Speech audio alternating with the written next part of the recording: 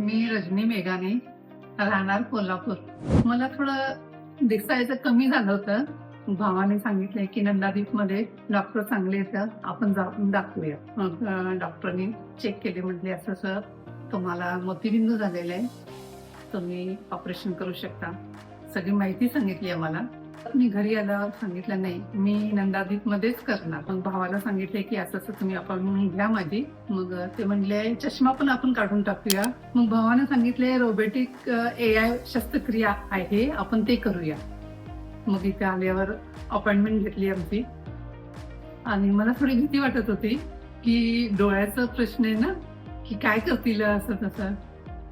खरं असं ऑपरेशन झालं की नाही, म्हणजे मला सगळ्या जगाला सांगू वाटते की एवढं सोपं आणि सुंदर छानपैकी झालं. मग दुसऱ्या डोळ्याचं असं मला काहीच वाटलं नाही. त्या दिवशी मी घरी गेले, मी असं चष्मा जरा खाली घातले तर असं जग इतकं सुंदर वाटत होतं की मी बयानच करू शकत नाही. आजच्या जगात पण असं होऊ शकते, एवढे सुंदर ऑपरेशन होऊ शकतात, ते फक्त नंदादीप मध्येच होऊ शकते आणि कुठेच नाही.